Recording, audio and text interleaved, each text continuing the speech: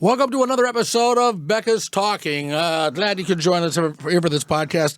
I'm excited about this one. This to me, I am a sucker for stories like this. I really am. I'm a sucker for stories like this. My guest is Cyrus Jaffery. He was the Midlands Business Journal 2023 Entrepreneur of the Year. Yeah. But we'll get to that part. We'll get to that part, how you got that. Yeah. But I think part of the story, or actually for me, one of the most interesting parts of the story is how you got there.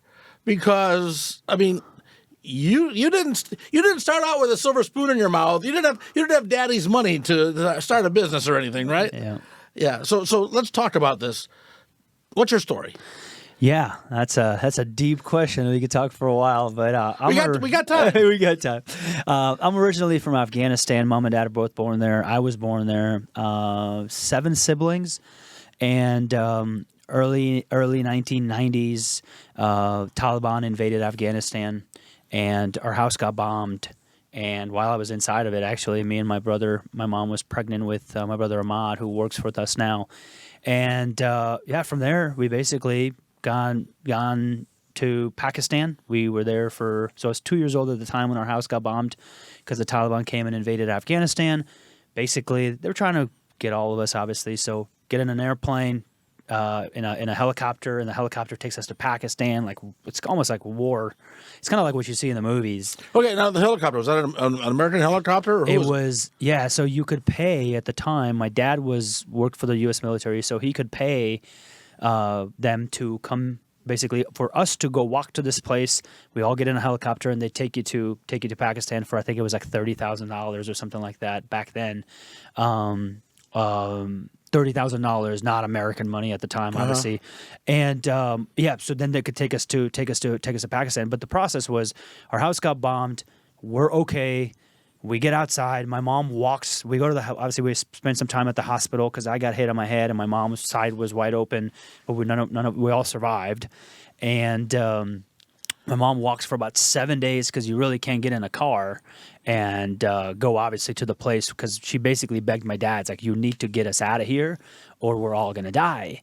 So my dad finally called. He was very, very involved with the military. He just knew a lot of people. So he called the right people. He basically said, okay, you got to get to this position. My dad didn't go with us. It was just me and my mom and my brother at the time. And my mom was pregnant with my other brother. So all three of us, we walked for like 7 days. My mom walked. We would walk at night, and then during the day we would basically hide from the Taliban to get to this place, which was where you could get. It's right by the Kabul River, where the helicopter was. Now, was your house bombed because your dad worked with the military, or were they just randomly bombing houses? I wish I knew the answer for you. Yeah. I wish I knew the answer. You mean you didn't talk to him beforehand to find out? Yeah. I was like, can you not bomb mine? The crazy part is, my dad walked into our house and said, hey, to my mom, and said, hey, our next door neighbor, did you hear that loud noise? And my mom said, yes, it was our neighbor's house that got bombed first. So my dad's like, hey, I'm going to go carry some of the bodies and help some of these people. My mom was like, dude, we're going to get hit if you don't help us. Get us out of here. I have young kids at the time, of course, 3 young kids. And as they were fighting about this, boom, a bomb hits our house. And we were known. So when we were younger, we were told, like, because you hear loud noises all the time, you're supposed to get under a table so you can protect yourself. And that's from what I was like, I just kind of go under the table. And you're 2. And I'm 2 years old. Yep. I'm 2 years old, 3 years old. Yep. Get right under the table is what we were at a very young age. And then from there, like none of us, we all survived. My dad survived. My dad didn't want to go anywhere. So it was my mom and the 3 of us. We get to this random deserted place right by the Kabul River. We get in a helicopter. The helicopter gets up in the air.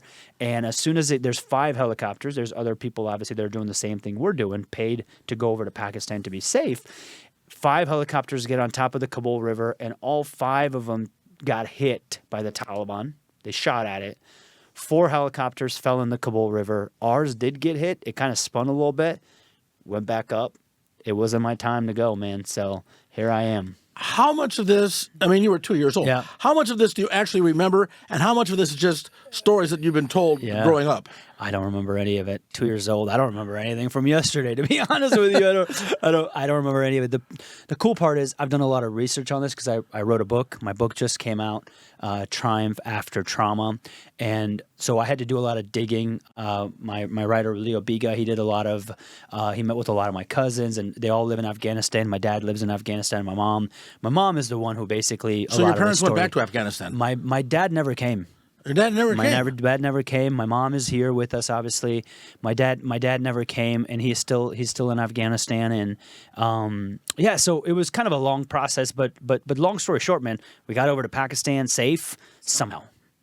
And okay, so you're in Pakistan. Yep. How long are you in Pakistan? 12 years, from 2002 from 1990 to 2002.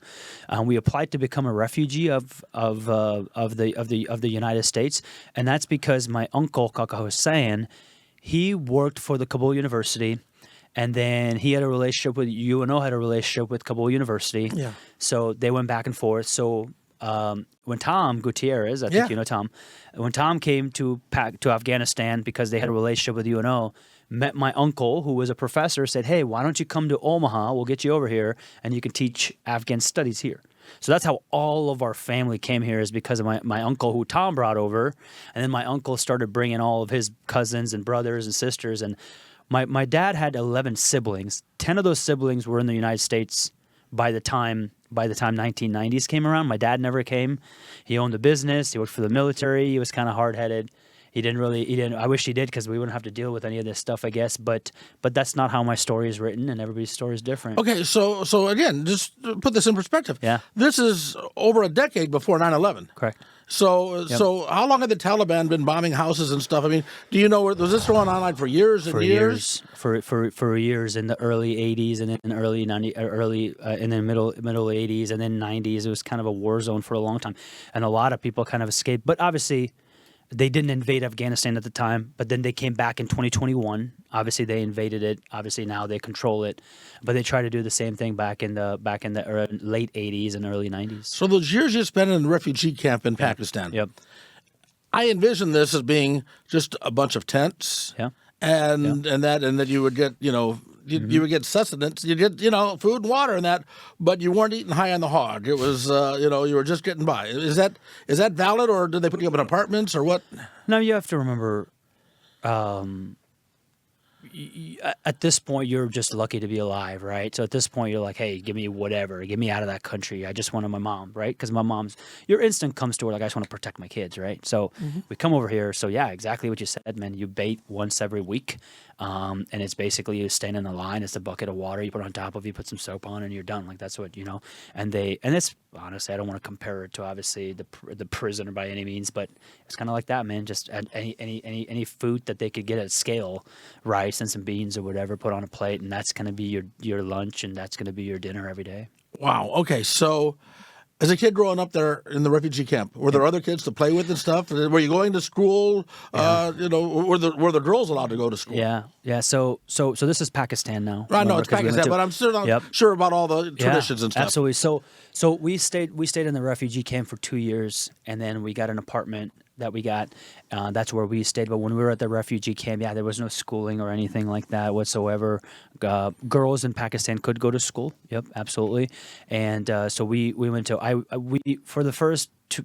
So I'm 2, but this time I'm 4, 5, 6. So I didn't really go to elementary school. I remember going to school. It's just one school. There's no elementary, middle, or high school. It's just one school, kind of everybody goes. So I remember going to school for 3 or 4 years, but this is probably when I was maybe like 8 to 12. Okay, so now you're in America. You're in Omaha. Yeah. Tom Gutierrez gets you to Omaha. Yeah. And so what's life like here? I mean, are you speaking English at this time? Do you know how to speak English at this time, or are you completely still speaking one of the dialects of Afghanistan? Yeah. So the way we came to Afghanistan, or Pakistan was obviously with a helicopter. From Pakistan to here, we tried to become a refugee 8 or 9 times. Mm-hmm. Now, my dad's brothers and sisters, my aunts and uncles, they live here. So they applied for us to come here. Fair? They tried 7 or 8 times. Didn't get approved. You go all through all these interviews or whatever. Like, nah, you're good. So I loved Pakistan because that's where I like grew up. You know, I was playing cricket, which is one of their games over there. I had a lot of friends. I had a girlfriend. Like I was having a blast. I didn't know any better. I didn't know I didn't even know America existed. I remember a story. My aunt sent us a football, like an American football. And as naive as I am, like I got this football and I'm looking at it. I'm looking at my brother Ahmad. I'm like, what the hell is this? It's like, this is a weird shaped soccer ball because all we thought was there's just soccer ball. There's no foot. We've never heard of football. So we got this football and he's on one side, I'm on, and we're trying to push this ball so it turns into a circle ball so we could play soccer with it because we have no idea what football is. So, one time, the 9th time I remember, you go to this and they're like, all right, you're approved. You're going to America. And I was like, I cried for days. You didn't want to come. I didn't want to come. I was having a blast. I had everything I wanted. I was going to school. I had a lot of friends and everything. So so I didn't know any better. Now we have an apartment at this point, right? It's a community over there, right? So you live in an apartment with like 8 different families living together, and you pretty much get raised with all these people. And there's kids everywhere all the time. So I was having a blast. I didn't want to, but obviously my mom was like, "We're going to America," and we came here in 2002 as a refugee, 6 months after 9/11. Or 7 months after 9/11. When I was 11 years old, I moved from Cleveland, Ohio to Columbus, Ohio. Mm-hmm. And that was, kind of traumatic for me, And it's the same thing. All my friends and all that, what I was used to. But I can't imagine moving from Pakistan to Omaha. Zero English. It's 5 kids and a single mom at the time. Oldest one at this time would have been like 17 or 16. I was 14, 12. Yeah, so 5 of us at this time. And is your mom telling you this is going to be a better life? This is good. This is good, and you try to build up and hope, or were you like all just sort of panicking and crying the whole time? I was panicking and crying the whole time, but some part of you is almost like, let's see what this new challenge is about, so my mom is very positive. My mom is my inspiration. I mean, without her, I wouldn't be here, obviously, and she fought for us forever, because my dad, even when in Pakistan, for those 12 years that I stayed there, he would go to Afghanistan for like 8 or 9 months, and then he would come to Pakistan for 2 or 3 months, and he would go to Afghanistan for 8 or 9 months, come back. So I really never grew up with a father, so it was just a mom. So I was like, okay, so you just listen to what mom says, even though you don't like it. You don't like push back on any of her decisions. Did you ever talk to your dad about that? Did you ever feel abandoned by your father? Yeah, I feel abandoned. As I'm older, I have 3 kids now. I've got a 7, 5, and a 2-year-old. And obviously I'm going to raise my kids a lot different than my dad raised me. And I don't put that on my dad, because that's just how he grew up in that society with his parents and like his friends. And so like he thought he was doing a great job being a dad, right? Like, and I'm not saying he didn't do a good job, but I felt abandoned. Today I can talk about it, but back in the day you're scared. Like you don't want to say anything to your dad. Yeah. You're gonna be. My dad was like, when I'm a minute late, oh, watch out. Yeah. You were supposed to be home at 9 or supposed to be at 6 or whatever. 6:01, you walk through that door, you are scared. What's my dad going to do? We talked about the patriarchy here in America, but from what I know of Afghan families, the patriarchy there is much more. Absolutely. Yeah. Absolutely. And honestly, one of the best things that ever happened to me was my dad teaching me those fundamentals at that age, because I use that to business. I use that to my kids now, and I use that to my family at this point. Okay, so you're in Omaha, going to school here. You learn English by watching TV. You learn English by just talking to school kids. How do you learn English, and how do you start to assimilate? So the best thing that ever happened to me was I came here at 13, 14 years old, right? Like at that point, you're still a kid. Right? And your brain is really sharp. You're able to it was really difficult for my brother who was 16 and 17, because I feel like in the first 18 years is really like your brain shapes. It's really easy for you to accommodate the things. It's really easy for you to pick up things. So I picked up English pretty quick. I came here, like none of us really spoke English whatsoever. We were in English as a second language classes. We came to Denver first. We were there for 6 months. A church helped us with some stuff. Went to high school at Wheat Ridge High School in Colorado. All we did all day was we were in a same classroom with the same teacher that was teaching us English. So I remember my senior year of high school here at Miller North High School, I was taking freshman classes because I didn't take any freshman classes, because all I was doing was learning how to speak English. Yeah. So we took classes in high school to learn really fast. And then you get out of high school. I don't want to guess you went to UNO. right? I went to Nebraska Wesleyan. Oh, Nebraska Wesleyan. Yep. Okay, I figured with the connection with Tom Grenadier that you went to UNO, but Nebraska Wesleyan. What did you study? I studied political science. Yeah. Yeah, political science. I have no idea why. I'm in business now, so. Hey, you're out of school. I guess I'm a political science major. Yeah, just. Yeah. I've no, coming from that kind of a culture, like you go to college because obviously your parents want you to go to college, and I wanted to go to college, but like doctor or a lawyer, like otherwise you're a failure. Like you don't gain the respect from your parents, right? So my dad was always like, "You're gonna be a doctor, and you're gonna make me proud," and that's kind of the mentality that a lot of those people from those countries are. It's either a lawyer or a doctor or something, and you've pretty much made it in life. And so I was like, all right. I mean, my mom wants me to be a doctor, so I took biology classes my freshman year. I remember at Wesleyan, Nebraska Wesleyan, and I hated every part of it.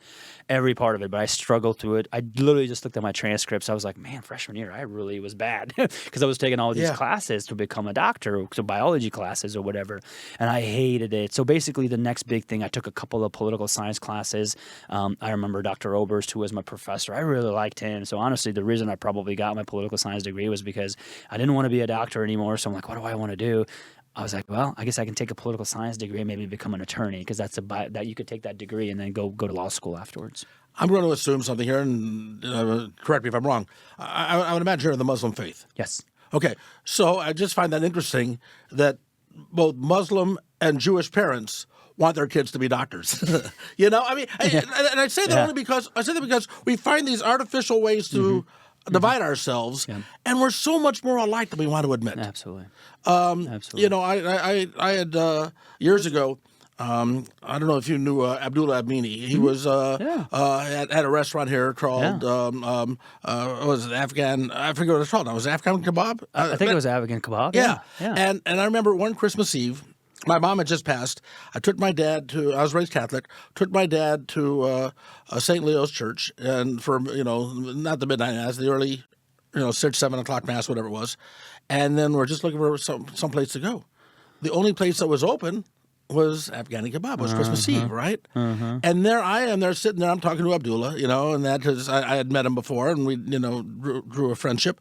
And I'm talking to Abdullah, and at the same table there's a table full of Jewish people, and I'm thinking, this ain't that difficult. This ain't that difficult. We're all hungry on Christmas Eve. Why can't we get along better? And I get frustrated with that sort of stuff. Anyway, speaking of which, before we get to your education and your career, when you came to America and you don't speak the language, I assume you were hanging out with other, refugees and Afghani people. Did you notice any prejudice, any bigotry? Did you have to, did other school kids pick on you? Were there problems like that? Yeah, a lot. I've been called every word possible, really bad ones. So it happened in Colorado. It happened some in Miller North as well. But my brother got it a lot worse than I did. For me, I've always been this way. If I put my mind to something, like I could be really good at it. And right when I got here, I was just outside with my brother, and these kids were playing soccer and kicking the ball. I'm like, hey, football! I like football, And they're like, oh, this is Colorado. Just moved here, right? And they're like, no, this is soccer. You should come try out. So I tried out for high school soccer at the time. My dad loved soccer, so we played on our roof all the time back in Pakistan. So we go, I try out, and I'm really fast, and I actually, the coach, I made the team, I made JV. So the reason I'm sharing that with you is because I picked up soccer right away, which was the best thing that's ever happened to me, because if you're really good at something, I started thinking, man, like people like me now. All these people are watching me. I'm scoring goals. I'm like, man, like I'm going to be really good. Because you come to this country, man, we got picked on for the first 6 months, started playing soccer, and I see how people treat you a lot differently when you're good at something. So I put my mind to it. I'm like, I'm going to be the best soccer player in high school. So that was my goal, because I wanted people to like me. I didn't want people to not like me, because I'm like, I don't even know you, man. You don't have to call me that, or make fun of me or whatever, because we didn't really speak English. So it was really difficult for us to communicate. The best part about a relationship is communication. When you can't communicate with somebody, you can't really build a relationship. Yeah. Right? So it was a lot of superficial stuff. So I learned to do that. So that I got really involved, made a couple friends, And then, man, I just took off from there. My brother did not. Like he actually is disabled now. He got in a car accident. He lives in my mom's house. He's 38 years old, 2 years older than me. He had a hard time because he had a thicker accent. He couldn't pick up the English very well. Didn't have a ton of friends right away, and he had a hard time. And he was a little bit more, when people would talk crap to him or say bad words to him, doing the prejudice stuff, he would always try to fight back because he was kind of like my dad. Like, hey, like, you know, and I'm one of those guys. I just walk away. I'm like, it's not worth my time. Why would I mess with that? So that was the difference between me and my brother. So it was always in his head. Versus for me, I just kind of walked away, and then I picked up soccer. So for me, it was a lot easier. But for the first 6 months, it was really bad. I'm not saying it got completely done. Like, I still felt it. I still feel it to today. You know, feel today. When people ask me, still get it? I mean, once in a while, absolutely. And now, like, you know, with all the stuff we're doing in the businesses and everything that we're doing here, man, still today, there are some conversations that you have. You're like, oh, that's probably because I'm from Afghanistan. I don't know. You still feel it a little bit. It's gotten a lot better, but it's still to today. Absolutely, I feel it. Let's talk about the business now. Okay, so you're a political science major. Yep. You graduate from Nebraska Wesleyan, right? Yep. You move back to Omaha and start working in insurance, right? Yep. So I was in banking. So I was with Wells Fargo when I left. So I played soccer in high school. I was really good. I got a lot of scholarships. I got a scholarship to go to Creighton. I got a scholarship to go to Stanford, St. Louis. So I got pretty good in high school. A bunch of Division I schools. I went to Nebraska Wesleyan University because I wanted to stay close to my mom. My second choice was Stanford. Those are the two, and Creighton, I guess. But I wanted to get away, but not too far away. Like I've been around, like I've been under her shadow for years, and I kind of wanted to do. And the best thing ever happened to me because this is where I grew to who I am, right? Because there's nobody watching me. I could stay up till 3 a.m. if I want to, and I'm going to pay for it the next day. So you kind of have to learn how to become an adult. And this is where I really kind of grew up and not having my mom. So I wanted to get away, but I didn't want to go all the way to California. So I went to Nebraska Wesleyan. I graduated from there. And so then I played soccer in college. I was really good. I was a captain my sophomore year. So we had all this success. And then I was getting out of college, and I'm like, okay, so I know a lot of people. Now I'm very outgoing. I mean, I had a great time in college. I had a great time my senior year of high school. I made a lot of friends. It was easy for me at the time. And it all because of soccer, right? It was all because of like picking something that you really enjoy, and then people started liking you. And then you basically, I truly believe this until today, the 5 people that you associate yourself with, like that's who you're going to become. You're going to be the 6th, you know? So who are you going to choose? Even today in business, that's the same mentality that we use in our office. So, and then I started hanging out with the right people and right connections to say, hey, you should come. This person worked, his dad worked for Wells Fargo. One person's dad worked for State Farm. And so that was between those two when I was leaving college, because I was like, I could talk to anybody. Everybody needs banking. Everybody needs insurance. Makes sense. Yeah. And it's go with the best company. They already have the brand. It's really easy to sell yourself. I know how to talk to people. It's legally required. So it just made it really easy. So those are the 2 businesses. So I got into banking first. I tried to become a State Farm agent. They said, no, I wasn't good enough. So 3 times. So I said, all right, fine. I went to banking, and then I met my father-in-law. He's a State Farm agent, 34 years again. I'm like, oh, here goes State Farm again. Then I tried one more time, and then now I was a State Farm agent for 6 years, and then I left 5 years ago to become an independent broker. Okay. My dad was in insurance. Oh, cool. Okay, yeah. I mean, so I grew up. One of the reasons we moved to Omaha was he got a job at Physicians Mutual. Very cool. So my dad was in insurance and that. And I remember being a little kid, and not a little kid, but like a kid in high school, and wondering about what am I going to be, what am I going to do. And my dad talked to me about, he was in sales, you know, and he was saying, you know, all these computers and that are going to take away a lot of jobs, but they'll never take away a job from a salesperson. That was the belief back then. You have proven that that's not true anymore, right? Right. I mean, because you are using the internet with your insurance agencies, right? Yep. I mean, people are buying insurance online, right? Yep. Yeah. So we built a technology for insurance people. I think for us it was, how do we make the process super easy for people to do business with you? So if you're in business, man, the customer experience is extremely important. Like, so if Tom wants an insurance quote, I don't want Tom to give me his VIN number, driver's license. Tom is not going to give you that. But if you make it super easy to say, hey, Tom, all you got to do is give me your name, date of birth, address, that's it. Everything else we'll give you a call, we'll tell you how much we're going to save you because we got 20 different companies. That's a lot easier sell versus me spending an hour with Tom getting all the information that he doesn't have. So we built this technology to pull all the information, make the customer experience super easy for people. And then right when we did that, we kind of blew up because it just made it super easy. So people go online now. A lot of our business is done because we drive a lot of our traffic towards our technology that we built. And then that technology comes back to all of our agents who are writing the business and makes it easier. Okay, so help me out with this. As I've said before, I'm a functional computer illiterate. no you know, worries. so if I need to buy insurance, what website would I go to? Yep. So you would go to jaffreyinsurance.com, which is our insurance company, and you would basically click on and get a quote. It's where we drive, and in there, all Tom has to do is put in your first name, last name, date of birth, address. That's it. And then you send that information out to agents that work in the street. Yep. So we have about 12 W-2 agents that write business for us, and then another probably 80 contractors across the country that do business with us. And they're not all State Farm people? No. We left State Farm 5 years ago, so we're not with State Farm anymore. Yep. We're an independent broker, which basically means we have 25 different companies that we represent, insurance companies. Instead of one, now we have 25. I'm fascinated with this because look at what you've accomplished. Like I said, you're the 2023 Midlandsboro Business Journal Entrepreneur of the Year. That had to be a rush to do that, right? Yeah, that was cool. You're married. You got 3 kids, right? Yep. And you're doing very well for yourself with your own business. I mean, you are the American dream.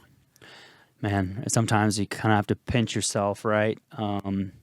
It literally living the American dream, man. It's the best country in the world. Why you and not somebody else that was a refugee? What made you different than somebody else that might have been in a similar situation become basically despondent and not even try? Yeah, I mean, I'm not going to put it all on luck, right? Because you got to have a little bit of luck, right? You got to be at the right place at the right time. You got to know the right people. All that kind of goes into play. But at the end of the day, it comes to kind of willpower and thinking big. I think a lot of people think small. A lot of people think that, okay, maybe I just need to be an accountant for 35 years, retire, and then at that time enjoy my life, right? So for me, it was, how do we make a bigger impact in life? Because I should have been dead 3 times in the last 30. I mean, for sure, because our house got bombed and then many different things that have happened in my life. So I feel like I am here for a reason. Like everybody is here for a reason. Like I'm here for a reason. And one of my biggest reasons is to impact other people, because I want to make sure that the day that my funeral is and a lot of people come, they talk about how big of an impact I made in people's lives versus a person that maybe didn't make as much of an impact. So for everybody that's thinking, okay, how do we do this or that? I just want you to think big. I just want you to think, how do you impact a lot more people? And I think I could have been a State Farm agent for the rest of my life and impacted maybe 3,000 people, 5,000, do a lot of cool things, have a great financial life. We were doing just fine. Why do you leave a stable job like that and then go start from scratch again when you have 3 kids and they're all under 4? Because at the end of the day, I didn't love what I did. And I feel like I was one of those guys that if I go to work and I don't wake up in the morning excited, I want to put on my pants to go to work, that's the day that I need to go do something else. And a lot of people don't do that. A lot of people just go through life not enjoying what they do. And I wanted to make sure every day that I wake up that I'm excited. It's a new day. It's a blessing. And I should take advantage of that. My dad told me also, do what you love and the money will follow. And that, of course, they didn't understand when I said what I loved was being a disc jockey. That, I was like, no, really, can't you be a doctor? Yeah. But that was it. Follow your dreams and follow your passion, and that's what you're doing here. So, what would you say to somebody that? Because we hear all this all the time. Well, you can't get ahead. Right now we're in the political season, and everything is negative. Sure, we got inflation. We got this. We got that. Gun violence, whatever it might be. Right? We got all this negativity out there. I don't sense any negativity from you. Mm-hmm. Do you ever get down? Do you ever get discouraged? I like to live my life this way. I can have a bad day, and bad days are okay. Everybody should have everybody's gonna have a bad day. When you have 2 bad days in a row, it's a little bit of a problem. You should try to work on making that bad day into a good day in any way, and there's many different ways to do it. But when you have 3 bad days, that's when it starts it becomes a habit. You get in this funk and you get in this place where you don't want to be. So I say this all the time. I'm like, have a bad day, scratch it off, move on to the next one, start the next one fresh. It's kind of like golf. When I go golf, I hit 6 bad shots. Always. You're going to have bad shots. Even the best players in the world have. But they know that there's another shot coming, and they got to execute. And there's that other shot that really ticks me off because, every now and then, I'm with you. 6 bad shots, I golf on 120. But at the same time, I'll make, a 10-foot putt, or I'll chip on, or have a shot, and it's like, oh, I can get this. Yeah. I'll get this. I've been playing for years. I haven't gotten any better, but I still love the game because it challenges me. 100%. I love golf more than anything in the world because it teaches you the biggest lessons, and it's always you deal with adversity. When you learn how to deal with adversity like that, you're like, hey, I'm going to run into 6 things today, and it's going to suck. But when you run into that adversity, then you can just check it off. Okay, that was a bad one. I'll move on to the next one, right? So I feel like when people just get into funks. I think if you could just avoid being in funks, you're going to be successful in what you do. Because at the end of the day, man, life in a funk just sucks. It just sucks. Yeah. But when I can wake up and I enjoy what I do, and now organization, we have 125, 130 people, I run into stuff all the time. But I look at it as like, okay, so what do we do now? What's the next step? How do we turn every negative opportunity into a positive, right? And I think that's the good way to live through life. And you're going to have bad days. I just want to let you know that the sun will always come out the next day. And if you could just wake up the next day, scratch the last day out, try to figure out, live into the present and figure out how can you live this day in a better compared to the last one. Now that's easier said than done, right? So a lot of people are not in this position to think about this. If I would have been a doctor, for example, like my mom, hey, be a doctor. Well, if you're a doctor, no knock about doctor. I have a lot of good friends that are doctors. Like, doctor, you really need your hands and your head to be involved and do surgeries and do the things. And it's great work, right? Whereas people like me, I can make millions. I have a podcast. I can reach millions of people. Think about how big of an impact I could make in this world versus a potential doctor that my mom wanted me to maybe be, right? So I feel like where I'm at in life, I can make such a big impact, and that's how people should think. How can they go find jobs in this world to where they can make an impact? Because at the end of the day, you want to make that impact because when it's your last day, you want people to say, man, I miss that guy because of the impact that he made. And we didn't talk about this, but you're actually also very involved in philanthropy. Absolutely. Who are your charities, and what are you doing for them? Yeah, so Ava's Army is one of them that fights childhood cancer. I'm on the board for them, and I always get involved with charities or philanthropy stuff that I actually can see maybe. So when I have a daughter who's 7, 8 years old, I met Ava. She was around the same age when she had cancer. So I was like, well, man, I fell in love with that concept of saying, okay, listen, like Ava, you fought through adversity, you beat cancer, and now you're trying to raise money to find the right cure instead of what you had to deal with when you're 2, 3, 4, 5 years old when she beat cancer. So a lot of my philanthropy stuff is things that I run into or things that I can relate to. Kids' cancer is the worst thing that you can possibly do, which is why I make such a big impact. We have a golf tournament that we raise $10,000, $15,000, $20,000 every year to give to them to be able to find better cure for it. I raise money with corporations for them as well. Another one, another sex trafficking is another one that we have worked with, rejuvenating women in the past that we have supported, and that's obviously a great because so much of that happens in the world that you really don't think about or that you really don't even know about, but it happens every day. So a lot of the stuff that I do on the philanthropy side are things that are near and dear to my heart, or things that I actually have seen maybe, and obviously helping people like from Afghanistan. So in 2021, when Afghanistan got invaded, we had an influx of refugees that came here. So we combined with the Stonebridge Church, Christian Church, and they basically gave us a space where we invited all of Omaha to bring in all their stuff that they don't need, and then we had refugees come over there and pick up stuff that they needed when they came here. So those are the things that I actually is meaningful to me, are the ones that I'm usually involved in. You mentioned something here that sort of triggered a question going back to when you were coming over here. You mentioned when you talked about sex trafficking. I thought about the people that are coming across the border illegally, or people that are being smuggled into the country. That sex trafficking is a real issue with them. Absolutely. Did you find anything nefarious or anything that was distasteful with, the transportation and the arrangements had to be made to get you into this country? Were there people trying to take advantage of you and your family in your, poorer situations? This is why I have such a big, I go to Stonebridge Christian Church, and a Christian church that I actually visited just this year that helped us through the transition. Fortunately for me, I know it has happened in the past, but fortunately for me, we got connected with this church right away. The church people came, picked us up from the airport, helped us out. Some great people. Took me to my first Denver Broncos game when Clinton Portis was playing. I became a Denver Broncos fan. I mean, it just helped me. This conversation's over. It helped me so much. I'm sorry. You must be a Chiefs fan. No, they're my second team. My first team is the Browns. I'm from Cleveland Browns. originally, Okay. I'm a Browns fan. But okay, so well, I'm glad to hear that. Yeah. Because human nature sometimes Absolutely. you tend to think the worst. Absolutely. You tend to think the worst. Okay, so let's do the plug here. You got a book? Yes, absolutely. Let me see the book here. Yep, right here.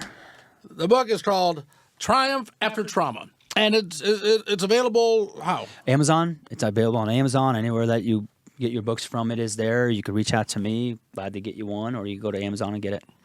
All right, Triumph After Trauma, a story of resilience, drive, ingenuity, and will. Cyrus's life experiences will shock and inspire. It's one of the reviewers of the book, and it's an interesting story. It's a fascinating story. Thank you.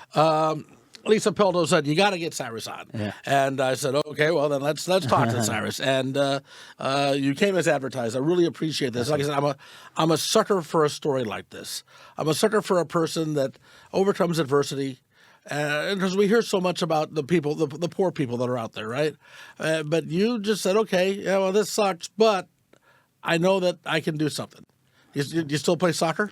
I don't play soccer as much. I picked up golf, and with 3 kids and businesses, I don't have a ton of time, I guess. But I don't play soccer anymore. My brother plays for Omaha Kings, which is pretty cool, but I don't anymore. What about your other siblings? You mentioned the one brother that works with you, and then another brother was in an accident. Yeah. Are the rest of your siblings all done rather well? Are they all still here in America? Or a good question. So 5 of us came. One of them is disabled. 4 of us work together.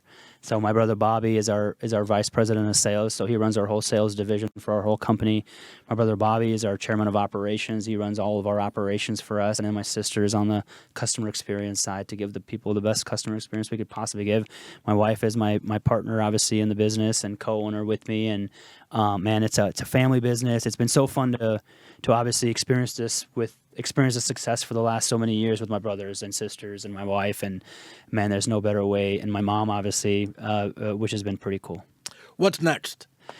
Because you're a young man. You know, you made this work. What's next?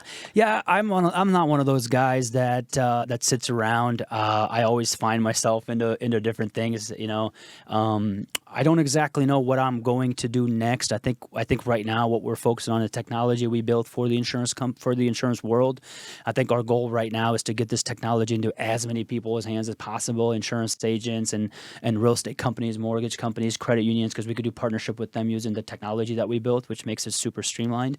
So right now is to basically build on that, but at the same time, don't forget what's really important, man, which is spend some quality time with the kids, man, because I know they grow really fast. And so for right now, I'm trying to figure out how can I find the right balance with the family and all of that stuff, but at the same time, keep impacting the philanthropy stuff, and keep impacting in our businesses, which is where I can make the most impact. Cyrus, a pleasure, my friend. Yeah. Thank you very much Thanks for coming having on. me. Yeah. This has been another edition of Becca's Talking. See you next time.